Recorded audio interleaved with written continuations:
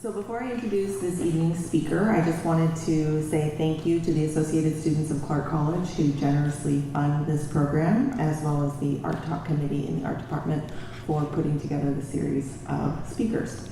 This evening, I'm happy to introduce sound artist and composer Ethan Rose. Ethan received his bachelor's degree in music composition at Lewis and Clark College and his master in fine art in sound at the School of the Art Institute in Chicago. He's released recordings, scored films, constructed performances, created sound installations, and worked with a variety of collaborators. Ethan's works have been exhibited and screened in a diverse selection of locations, including the Time-Based Art Festival in Portland, the Cannes Film Festival, and South by Southwest Music Festival, as well as many other venues. Please join me in welcoming Ethan Rose.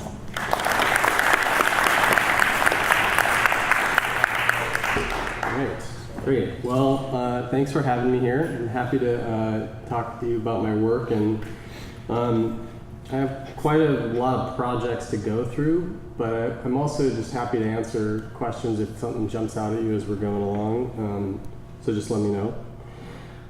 And yeah, I thought I would start off by talking about sort of where I came from, and really my work feels like it's been a kind of a continuous trajectory in all sorts of different directions, but my history is in music, and I studied music at Lewis and Clark, and I was very much focused for years on kind of studio recording and playing around in the studio to build sounds and to make compositions.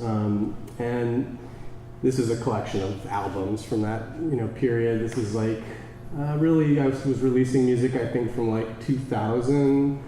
My last album was maybe like 2010. I haven't really worked in the album format in a while, partially because it just is not as interesting as it used to be, and also because it's really kind of a disappearing format in general, I feel like, with the way that people consume music these days. And so there's a number of reasons I think that I sort of shifted away from that work, but it still is very much at the foundation of what I do. So I thought I'd play you a little cut of a piece of music that's from the album that's over there in the corner, the lower corner, called Ceiling Songs. And this is recordings of music boxes and player pianos and various other instruments that I had laying around in my studio. So I'll just play you a little clip of that. It's sort of all collaged in software.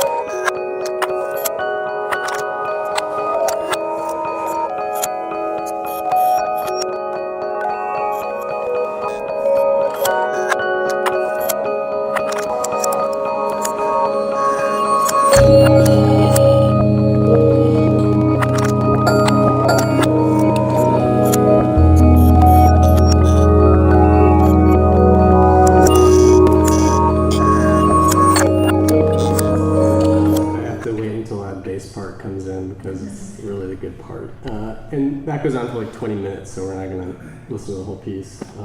But you could tell that I have like a lot of fascination with like little sounds, kind of unusual sounds, and textured sound, and really trying to think about how to sort of play with sound in the studio in a kind of an intuitive way, and bring in these different things and sort of have this sort of discovery process is kind of the compositional process that really is still kind of at the heart of what I do, but especially in the music composition, it was very much there. And then this is just to kind of give you a sense of some of the film work that led to. So I'm working on all this music. I also started to kind of work on sound and image combinations, and was really interested in how does sound change image, how do those things interact with each other.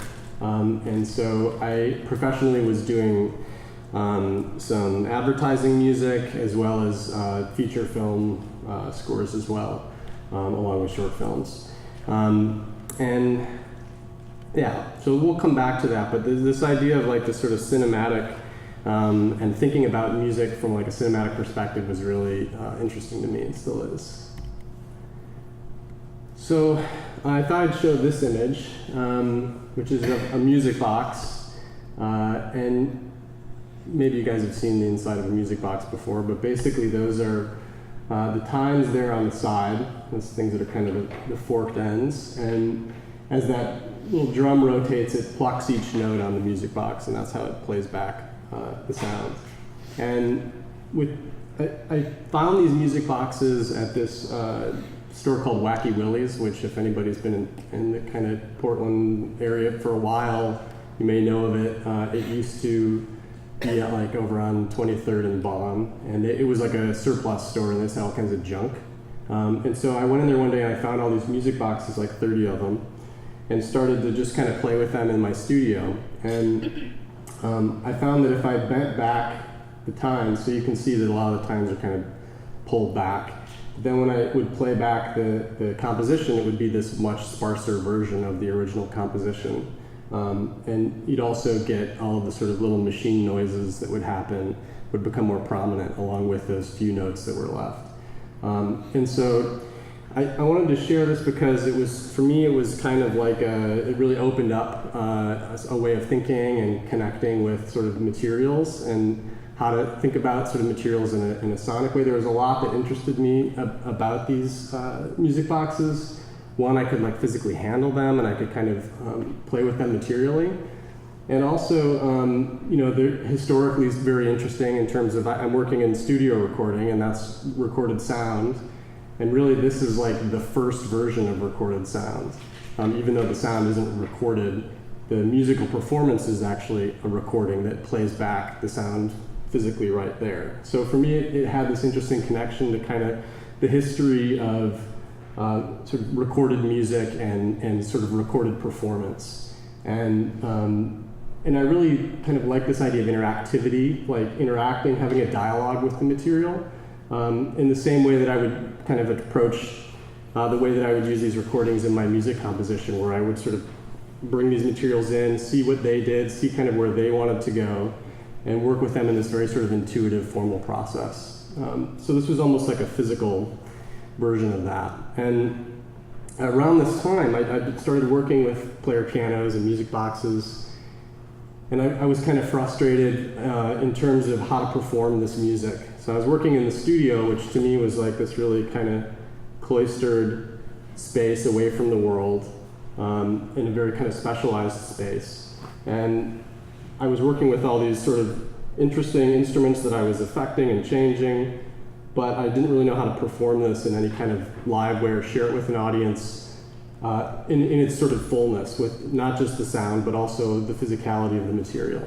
So that led me to thinking about how to create object sound sort of installation projects, and use these objects mostly in a gallery setting to kind of perform some of the ideas that I've been experimenting with in the studio. So I'll take you through a few of these projects to give you a sense of what those are. So as I mentioned, the player piano, I don't know if you guys have seen player pianos, but they're basically these paper rolls. They have these holes in them as the holes pass by. That tells the notes to press down. And it's all run off of pneumatics. It's all air driven. So I bought this piano. I actually bought this piano in Vancouver. I found this guy on Craigslist who had a house full of like 20 player pianos, and it was his hobby to like build them and sell them off. And so I drove out here and I bought this piano, and then I had to find somebody else to help me repair it because it was broken. So I spent a summer sort of building it and learning how it worked and kind of making it work again. And all of that then was leading towards this gallery installation where I essentially took one of these paper rolls, I created a loop out of it so that it would play the same thing over and over again, and I taped off a bunch of the notes. So a similar sort of process to the music box, removing sort of existing compositional material so that it would play back a sparser version. And in this case, you get the recordings of the paper moving, you get all of this kind of very textured sound that you can record alongside the notes. So it's this very kind of complex textured sound as the result. And with the installation, I had this set up in the gallery space, looping back with this taped off player piano roll, and that was running through some live effects and was kind of being rebroadcast back through speakers into the same room. So you just walk in and there'd be this kind of this player piano sort of operating on its own. I don't remember when that was. It was like, well, let's see, I think this piece was in 2007. So that must have been like 2006 or 2005. This is Movements, which is the piece that I did at the Time-Based Art Festival. I put it up a few times, and it's essentially, it's about 100 music boxes. They're electronically driven, so they have little electrical motors in them. And what I did was hung them up in this gallery space and had them each getting little bursts of voltage, so they would turn on and off at different times. And it created this kind of, they're spread out on the four walls of a gallery, so you get this kind of spatialized sounds that would burst out from different areas and kind of recompose. Again, sort of reducing the original composition and then recomposing it by bringing it back together in this sort of spatial sense. And this was a really great project too, because it was really compact, so I could ship it and show it other places and put it up easily. So that wasn't really the case with the player piano, because it's really a heavy thing to carry around. This one was another project. This was in 2009, called Transference, which was a project I did with Andy Pico, who's a glass artist. Andy had been doing he made this glass spinning wheel, which was kind of amazing. It was a fully functional, like wool spinning wheel, but made out of glass. And he had this interest in automated instruments and kind of the history of technology. And so we decided to make a project together, and what we came up with was essentially to take this idea of the glass harmonica, which is an old musical instrument that uses glass vessels, tuned glass vessels, actually invented by Benjamin Franklin. And you wet your fingertips and then play it as it spins. So it's kind of like, you may know the sound of like the finger on a wine glass. So we decided to create something that would utilize that sort of physical connection, but in an automated version. And so Andy blew like 40 different glass vessels, and then we tuned each one of them to the closest note that it was he had no way of controlling what note it would land on, so because it's the wall thickness and the size and all of these factors. So we would take it and see what note it was closest to in the scale, and then bring it to that note by grinding down the top on a lapidary wheel. And so, then these things are spinning on motors, and there's an automated armature that comes over and touches the spinning glass bowl, and that produces the sound. I'll play you a little video clip of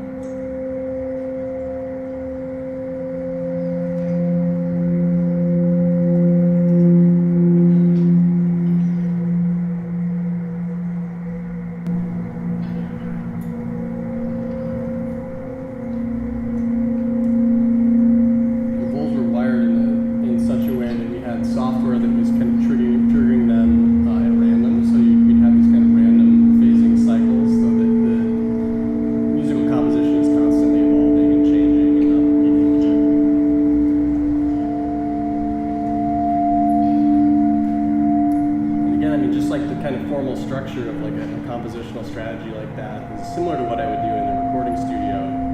So, in doing these works, it's like, how do you bring that out into a physical space? How do you make that connect to, gallery environment, an architectural environment?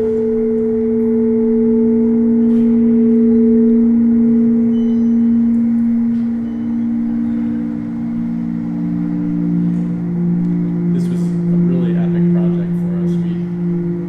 We actually pitched this before we knew how to do it. So we had this is actually a really good shot here. You can see how it works. It pulls back on that lever and that pushes the armature against the hole. And just figuring that out, like the mechanics of that was quite an adventure for us. Thinking about like how do you recreate a finger, and then how do you recreate the viscosity of water but not have it evaporate immediately. So we had to do all kinds of like material research, and we were emailing scientists at Oregon State and U of O to try to be like, what is a similar chemical to water, same viscosity that doesn't evaporate? And they gave us all these crazy answers about chemicals that were really dangerous that we ended up not using. And what ended up working was Andy went to Michael's and bought watercolor blending medium, which is I think specifically like used to make your watercolors stay wet longer, so that you can have a longer lasting, especially in like dry climates where it would evaporate quickly while you're trying to paint. Anyway, he bought a bottle of that and it worked perfectly. Although somebody every morning had to go around with an eyedropper and hit every one of the little towels. That was the other thing. The old beach towel was the ideal sort of recreation of the finger. Anyway, I could go in like for hours just about that project, but we'll jump ahead. The other thing that, like in one sense I was really interested in this kind of idea about objects and what kind of sounds do objects make, how do they look, how does the way that they look affect the way that they sound to us. And alongside that, especially starting to do some of the gallery work and then these other projects, I started to think about sound spatially a lot more as well. And thinking of like, specifically how does sound change a space, right? If you introduce sound into a space, how does that change it? And also, how does space change sound? Because a lot of the sort of effects that are happening in a recording studio are sort of emulations of physical space. So how do you then, think about that in terms of introducing that back into real physical spaces? And I'll take you through a few projects that are kind of exploring those ideas a little bit. This is Oaks Park. Has anybody here been to Oaks Park roller rink? Yeah, so the Wurlitzer organ that's hanging from the center of the rink there.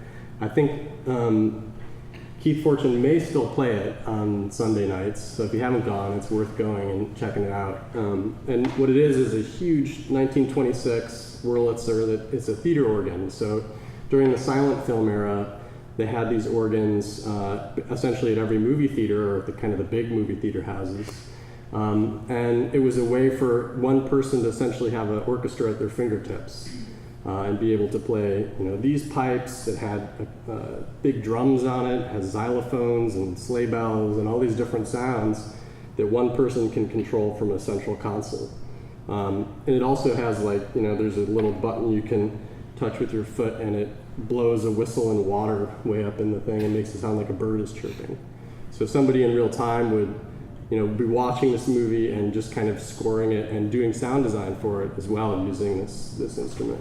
I think it was at the Broadway Theater downtown Portland, and then when they decommissioned the movie theater, they moved it out to Oaks Park.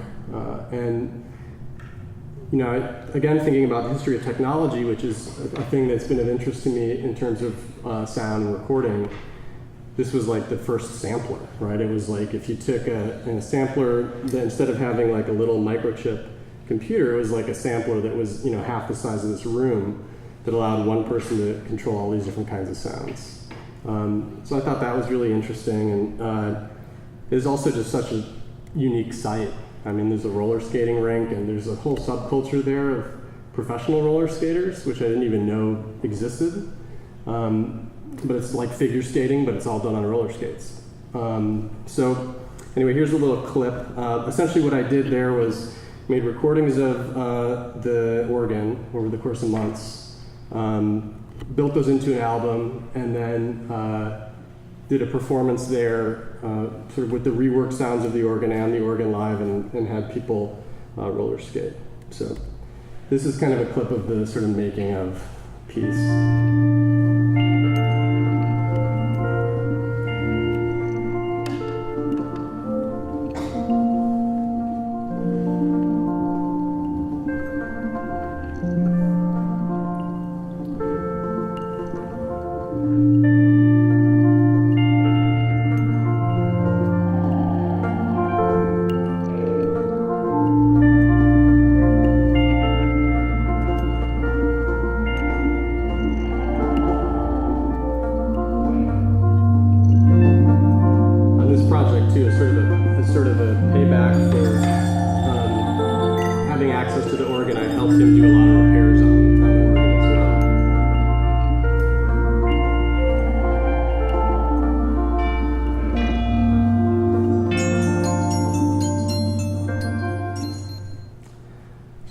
This was kind of an earlier exploration of thinking about sound in space, and a lot of my work is still really very much about this kind of intersection of music and the world, and these sort of novel ways in which to introduce a musical experience into like what would otherwise be kind of a normal worldly experience. This next piece, Between Rooms and Voices. This is the one I was talking about. This is what I did with Dina Gregar when I was at Washington State. I did an artist residency there. And this was 2010. And this piece was really about thinking about how space transforms sound. So this was at the Portland City Hall, and I had a choir of 30 vocalists who were all listening on iPods, which were synchronized. And so the iPods were essentially telling them what to sing, when to sing it, and where in the building to go while they're singing. And the idea was to take some of these kind of transformative effects that you can use in the studio and then translate those back into physical space. So I would have, instead of like in the studio, you would maybe turn the volume down on a sound, which in a way is like kind of distancing somebody from what they're hearing. So in this case, instead of turning the volume down, I would just move the performers farther away from the audience, or have a group of performers all singing together really far away. You could barely hear them, and then they would slowly approach, and you could hear this kind of long fade in. And there were a few other things we experimented with. There were some glass elevators that I had people kind of droning on notes, and as the elevators opened, it would release their voices out into the space, and then they'd keep singing, but they'd close, and then you could hear this kind of hum of their voices as they were held in the elevator. And so it was a really great way to kind of experiment with space and how do you kind of utilize space to create these unique acoustic effects. And it's a lot of fun to work on. So this is another project that I did with this group called Molo, who are a design firm in Vancouver, BC. And we did this project, this is in 2009, it was at the Freeze Festival in Anchorage, Alaska. And it's basically a festival where they invited designers and architects to come and build snow sculptures as this sort of outdoor festival in January. And so Molo invited me to come up and create a sound component for this sort of snow structure that they built. And I spent about a week up in Alaska recording the landscape. This is the Turnagain Arm, which is right near Anchorage. So it's this kind of tidal ice flow, and it made all these really great noises because all of these ice formations were moving around and kind of squeaking. So I took recordings of those and some musical sounds, and basically kind of put that together into a piece that played back into the snow sculpture during the opening day. So, and it was, this was like, it was 2009. We still were using CD players, And so we had to keep the CD players warm in the van and then run them out there and immediately hit play, because otherwise the air would just freeze all the mechanics shut. So and that whole that whole theme is, I think, because I have this tendency to want to put music or put these kind of things in places where they don't usually belong, that you invite a lot of risk and danger into the work. So there's always this element of sort of technical challenge that's involved. And that's fun for me, but it's also fun to just kind of figure out how to really bring out an experience or connect people with music in a kind of a new and novel way. This is another project I did with Molo in 2012. So they make these paper walls, which are kind of expandable and shapeable. And this was at Milan Design Week. They had done this installation, and I created these special speakers that are basically, they're speakers without cones. They're called transducers. And so anything that you put them on, it turns that into this sort of resonating body, and that plays back the sound. So what I did was I kind of inserted them into these paper walls, and the paper walls themselves sort of became speakers. And I had 16 channels, so as you move down through this undulating wall hallway, you would hear these different sounds at different points, and kind of create this spatialized sound walk through there. Okay, so jump forward. This was, I think, about 3 years ago now that I did this project at Microsoft. There's an architecture firm in Portland called Bora Architects, and they were working on a new building for Microsoft, and they asked me to do a sound installation as part of the building. So it's the first permanent piece that I've ever done. Of course, I had this idea that I didn't really know how I was going to do it, but I pitched it, and they said yeah, and then I had to figure it out. And so this was a weather station that's mounted onto the roof of the building, and basically the weather station is picking up real-time sensor data. Is it raining out? How much is it raining? Is it cloudy? Is it sunny? What temperature is it? How much wind is happening? And all of that is super hyper-localized. It's at the top of the actual building. And then all of that data is then feeding down to a computer, which is triggering sounds that play back in about 100 speakers in the lobby of the building. And it's essentially kind of a real-time musical interpretation of the weather. So if it's raining a little bit, then there's sort of a little bit of percussive musical sound. If it rains more, there's more. And it's really to the point where, because it's so immediately localized, if you're standing in the lobby and there's a sort of cloud cover that comes in, you can hear the sound crossfade from the sun sound to the cloud sound. So it's really about trying to use, this is my first time ever kind of engaging data in that sort of way, or thinking about these things from a more, I know that there's some technology in the earlier work, but a lot of that work was very kind of sort of cobbled together and much simpler, and this was a much more sort of data-driven piece. But one thing that I sort of wanted to bring forward through into this new kind of direction was really connecting with embodied experience, with sort of the physical immediacy of experience. There's a lot of sort of data work that will be an abstraction, like here's stock market data that may as well be anything. I'm not connecting with it. It's just kind of coming from nowhere and feeding this piece. And so for me, it's really about how do you use technologies to kind of bring people back to a sort of immediate physical experience that really connects them with their body and their environment and sort of where they are. And so for me, it was an exciting way to kind of play with that. Yeah, I have a clip of this one too.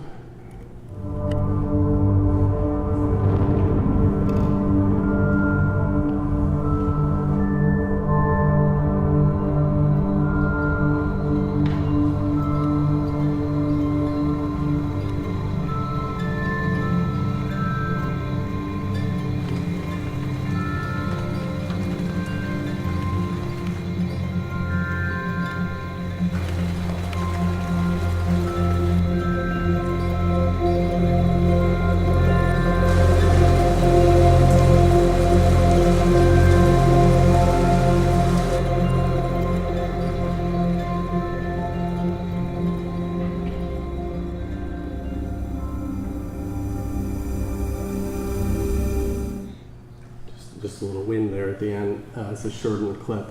But yeah, we spent a lot of time designing for the rain because it's in Redmond, Washington, right by Seattle. So, that's mostly what happens.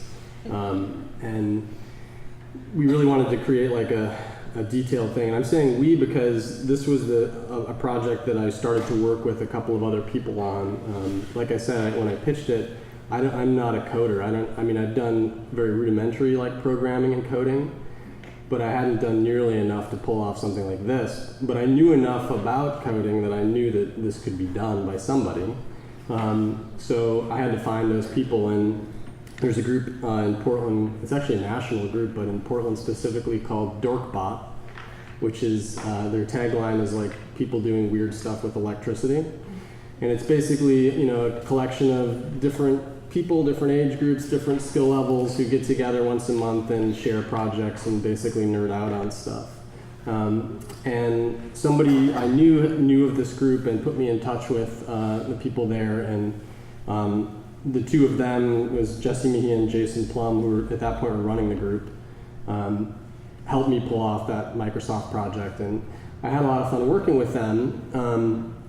And we were, talking about other things that we could be doing, like other projects we could be working on.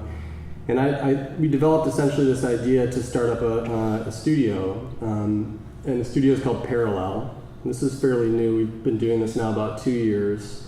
And essentially what we're doing is a kind of a mixture of client work and public art. And so as a way to take some of this kind of unusual skill set that we developed and make money off of it, right? Figure out how to do things that we could continue to grow and experiment with this medium and develop what we're doing. Because there's not really like a lot of sound art it's not like a financial income situation right there. There's not a lot of money in following that sort of work. I still am doing like gallery work, but there's just not a gallery scene there's no collectors who buy sound art, or if there are, there's like 10 of them in the world. So because I'd chosen this really unique sort of space to work in, I had to be inventive and also think about how can I, make this thing grow in the world and push it farther into the world even than I'm able to do just through kind of the usual channels of the gallery world.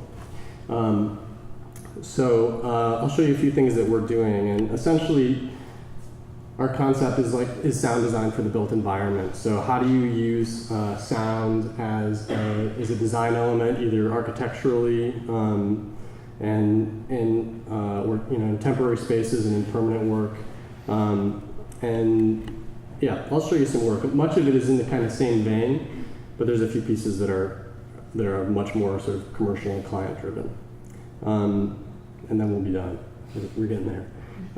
So this is a piece we did at Pioneer Courthouse Square as part of House Guest was doing this residency program in the square in Portland, inviting artists to do different projects. And so we did this temporary piece where it's a motion sensitive piece. As you would move up to it, it would illuminate and play back a tone. And we had these speakers, kind of 18 speakers mounted around the circumference of that circle pointing outwards. So you could walk up to this specific one and it would light up and play that tone right in front of you, and if you walked right next to it, you'd see another illumination and another sound happen. I'll play you a little video clip of it to give you a sense.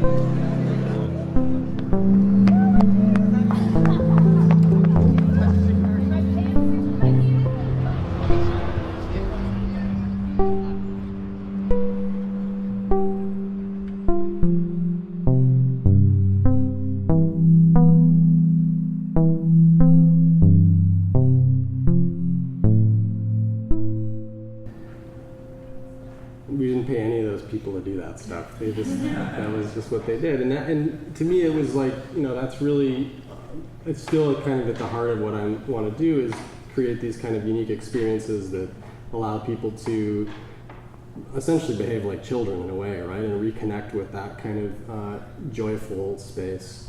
Along those lines, so here's Nokia then.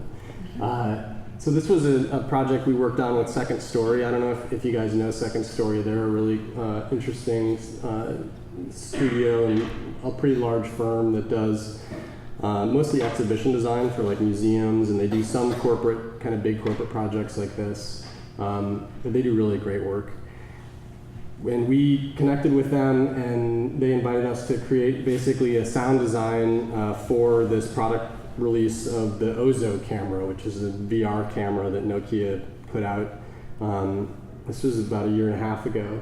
And the camera has 8 lenses on it and 8 microphones on it, and it can capture real-time virtual reality and then feed that to a headset in real time. So you could put it in the center of this room, and somebody in Mumbai could have the headset on and be experiencing what we're all experiencing here, is the idea. And only, that's interesting because there's this real spatial component to how that camera works, and the whole idea of sort of virtual reality and spatial experience. So we wanted to do something that would be a kind of a sound design for this essentially a party, product release party, that would be very spatially oriented, and so there'd be a lot of big kind of gestures of sound moving around the room. And so what we came up with was you kind of enter the festivities through this hallway, and there's these sounds that are sweeping down the hall, these kind of big cinematic whooshes that are moving past your head. And then you arrive at this bar area, and you can see there's a few pendant speakers that are hanging there above the bar. So we had those circling the bar, and we could whoosh sounds around and move sounds around the circumference of that circle. And we're mixing that in with some more like kind of beat-driven party sort of oriented music. But there are other zones in the space as well. So we were kind of trying to address each zone as a different musical sort of soundtrack, almost as a way to kind of create this sense of, to orient you in the space a little bit, so that you could hear the bar from over here and know that that's going on in this area, but you're in this area and it sounds different, as well as looks different. This gives you a little bit of a sense of the layout. This was a pretty big space. It was a 38,000 square foot event space. And so we used about 100 speakers and had them delineating these different zones. So you can see there's the kind of corridor that you enter into. That's the bar on the right, and then these different kind of tech areas. And we also did a sort of a theatrical moment when the CEO took the stage. He was really concerned that nobody was going to leave the bar, which I guess is a problem at these events. So we worked with the lighting team and essentially created this big sort of musical sound that moved away from all of these other areas and then landed in the keynote area. And they did a sort of a light fade at the same time to kind of direct people and orient people towards this is what's happening. And I think the bartenders also like cut off service. That was the other thing that helped. But for me, this was a really interesting project because it's thinking about a lot of the stuff that I've thought about, technically and formally in other projects, and with a budget to really experiment with. And at this point, we're able to kind of fold these projects back and forth and maybe do a big corporate thing and learn a lot, and then fold it back into maybe a public art project and go back and forth between these things. I'll show you one more thing, and then we can shut it down. So this we just recently completed. This is at Nike over at their campus in Beaverton. And they were doing a remodel in the lead design offices, and we worked with fieldwork design and architecture. Essentially, this was like more of an acoustics problem. And so it was an interesting project for us because it was a lot different than other things we worked on. So we were doing essentially sound design for an open office floor plan. And the problem with the open office floor plan is that you can hear everybody talking around you all the time, and it's a very distracting workplace environment. So we we're looking at this existing technology called sound masking, which is essentially you kind of play back a low-level white noise into a space, and it makes it so that you can't hear all the other sounds around you as well. You know, it's like sleeping with the fan on kind of situation, right? Like you help drown out the other existing sounds by introducing a little bit of sound into a space. And so this is our kind of like, we've been playing around with this sort of proprietary speaker hanging thing. So these are small speakers. They're just about 2.5 inches big. And the wires that it's mounted onto are both like a physical support, but also conductive. So they're the speaker wire. It's kind of like those halogen light systems where you see two wires and you can snap lights onto them. So it's the same idea as that, but we're basically doing it with speakers. And we took the existing kind of truss system that was on the ceiling and created these kind of arrayed forms and put up about 1,000 speakers through the ceiling of the workspace. And so all those speakers are playing back this low-level white noise, and you have a really like diffuse sound field that's covering the entire space. And we played a little bit with sensors as well. So there's some acoustic sensors that are kind of dotted around the room, and if people are talking in this area loudly, then the system is listening and it knows, and it turns up the masking sound in the adjacent areas so that people that are working near them don't hear them quite as well. And then every day at noon, there's a sound that whooshes across the space. We had to do something like, a little crazy. So the idea is to like think about how to use sound as a design element in a space, in a place, right? I mean, this is Nike. And so it's all about speed and motion and movement and sort of boldness. And so we made the sound that each day at noon would kind of move across the entire speaker array over your head. And it's an intermittent sound, so it only happens for about 10 seconds. And it marks, the middle of the day, and it's like lunch bell, basically. But it's a more inspired sort of design version of that. And so for us, that's kind of still this place to play and think of like, how do you introduce sound into an environment like this, or how do you introduce sound into like a public square, or how do you introduce sound into all different kinds of spaces, to think about what the potentials are for sound in terms of its position in the way that we live. I mean, we're very much a visually focused culture and species, I think, in a lot of ways, biologically even. So to think about sound in these new ways still is pretty novel. There's not a lot of work that's been done in this area. That's what makes it fun. So anyway, that's what I got. Thanks so much for sitting through.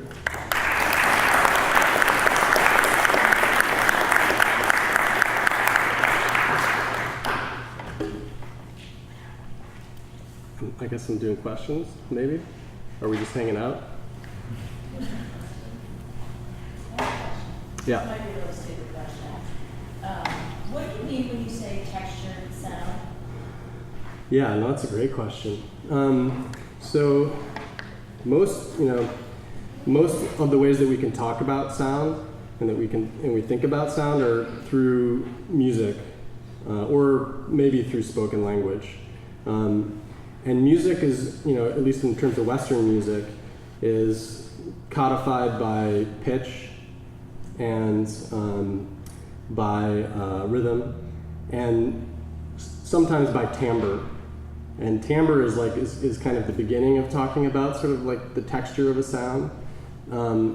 Timbre is like the sort of quality of how it sounds that's outside of just this idea of kind of the purity of pitch. So if I'm up here, singing a note versus somebody up here bowing that same note versus somebody up here quietly blowing that same note on a trumpet, each of those will have a different timbre. And really what that is a kind of a textural difference. It's essentially the noisiness and kind of the ways in which the sound has character, which is really just built out of the sort of noise of it, if that makes sense. I like the pieces you showed, but one did you have the most fun with? Well, that's a tough question. It was really a lot of fun to work on that glass piece with Andy, just because there were so many problems and it was a lot of new territory, and I like working with other people too. So I tend to like want to work on my own and then also want to collaborate. And that was a great project because it allowed me to do a little bit of both. Like I could pull back and think about how the composition was going to work and think about how the actual like musical tones would be arranged. And then I could go and hang out with Andy in the garage and like stare at something for 2 hours and try to figure out how to make it work. So it was kind of a really fun mixture. Yeah. At Microsoft, when you did the Elements one with the weather, how did you choose what sounds went with what type of weather? Was that like a personal experience, or was it kind of like a survey compilation? Or how did you kind of choose like what sun sounds like? Yeah, totally. So I chose what sun sounds like, as completely as an intuitive aesthetic choice. So I was thinking about like kind of the beating of sun and sort of that feeling of heat. And so a lot of the sun sounds are kind of these gentle sort of undulating tones that go in and out. The rain sound is a little bit more obvious. It's percussive, and the wind sound as well is a bit more obvious. Those were these sort of sweeping tones that would move across the speakers. And the clouds are just like like a hanging, just kind of, like droning tone.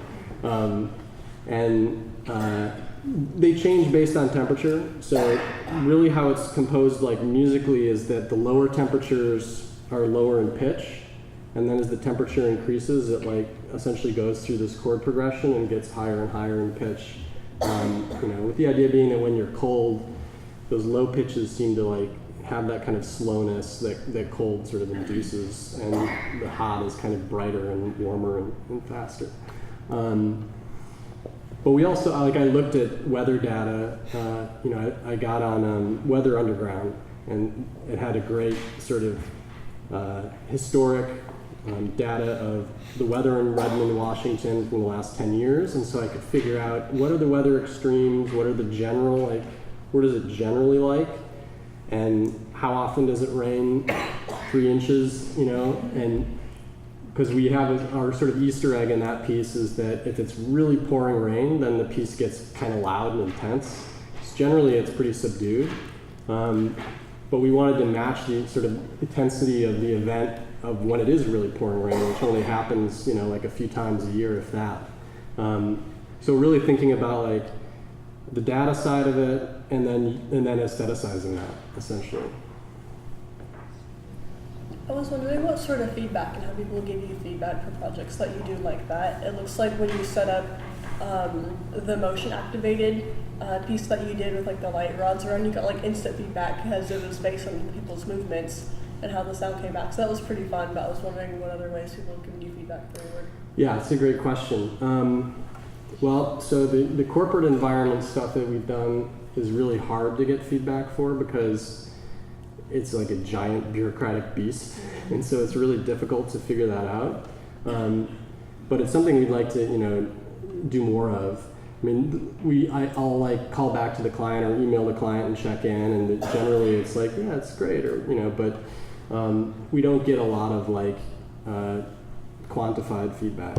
And you're right, like that Elements project, or not Elements, Exchange, the light piece.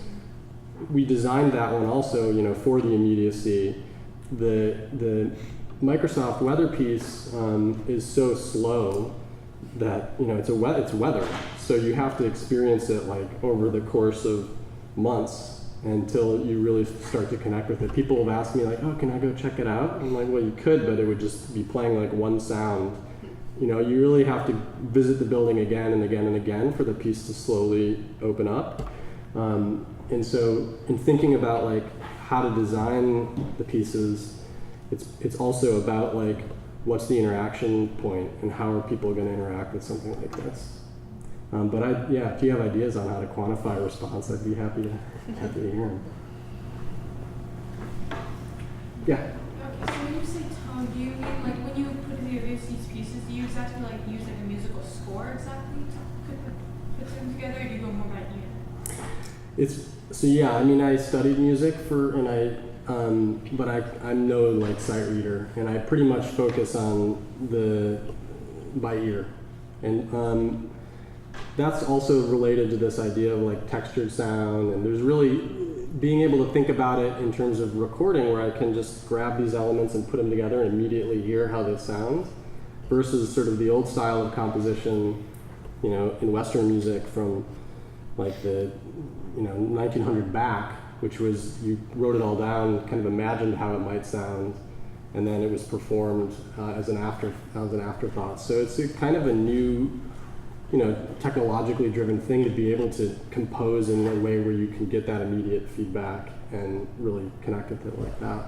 So I will generally record organic sounds in my studio, like a string pluck, and then I'll take that and manipulate it in a software environment and pitch shift it and process it and use that as kind of the basis for a lot of the sound stuff.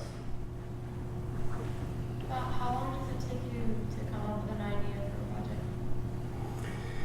Well, sometimes it has to be really fast, especially now that we're doing the studio work, and when you're working with like corporate or agency kind of clients like this, that world is like, okay, we have 6 weeks.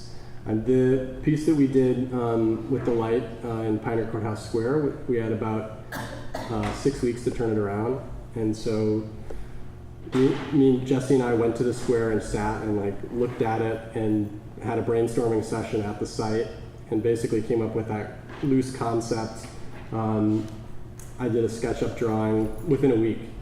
So it's generally pretty fast. Like the way I work. Obviously, it's a little bit crazy to do this, but the way I work is I'll come up with this concept and then try to figure out how to make it afterwards.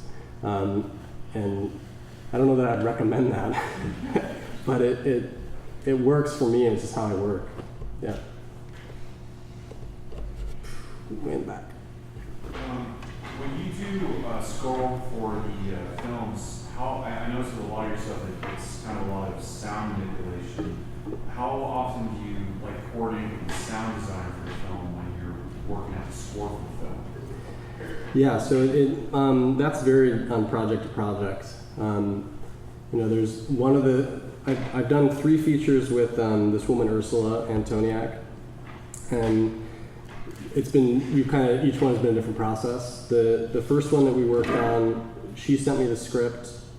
I wrote little sort of themes, and then composed them. Then sent her those, and she cut those into the edit while she was making the movie. And then she sent me back the sort of roughed in spots, and then I kind of elongated them or removed them and replaced them, and we kind of went back and forth a little bit. But at that point, the sound design, I think, was probably like 50% done. So it's just kind of rough. Questioning about like timing or how fast, like the film world is also like there's a festival, it's like has to be done quick. And this is also like a lot of my work, and especially with the studio, sound is generally an afterthought in terms of all kind of realms of industry. So in film, it's at the very end of the process generally, and so it's like something is thrown to a composer, and they have like a month to figure it out. And it's the same for pretty much across the industry in general. Like spaces architecturally aren't generally considered acoustically as much as they could be from the front end of the design process. So I don't know, I hope that partially answers it. Generally, like the sound design is not complete. And the last film I did with Ursula, she wanted a lot more like fluidity between the sound design and the music. And so we really were like kind of towing that line, and there was a bit more back and forth between me and the sound designer. Just because you've done so many different things, like so many different areas, just like data and all that stuff, do you know kind of what general area you want to go into next? Like a mix of both, like something personal, another collab kind of thing? Yeah. Right now, mostly I'm focused on generating projects for the studio. And so you know, it's partially like what pays the bills, and it's partially what seems interesting. And I mean, the tech kind of data-driven work I am really interested in, and thinking about sort of novel ways to use that to have a sound composition happen in a space or in an event. So really, I think that's kind of what I'm most focused on. All right, maybe last one. Simple question. Did you ever try filling the glass holes? Yeah, we did. So you can tune them that way too. If you pour liquid in them, then that's another way to bring them to like a specific pitch, and they look really cool. So when you get them vibrating like that, basically the water becomes part of the total resonant form, and the water is vibrating, and it makes all these amazingly beautiful patterns. But it was sort of not going to work for a long-term permanence, or it wasn't permanent, but it was up for I think 2 months at Museum of Contemporary Craft, and then it was up for 3 months at Houston Center for Contemporary Craft. So we had to make something that was robust, and we were already asking a lot for them to do the eyedropper. So that was kind of the end of that. But yeah, there's some really great, if you look up cymatics, it's CYMATICS, if you Google that, there's some really beautiful sort of physical representations of sound, kind of geometries that emerge if you take like a vibrating plate and put sand on it and vibrate it at specific resonances. You get these incredible geometries that form. So I encourage you to hit the YouTube for that. Okay, thank you. Really appreciate it.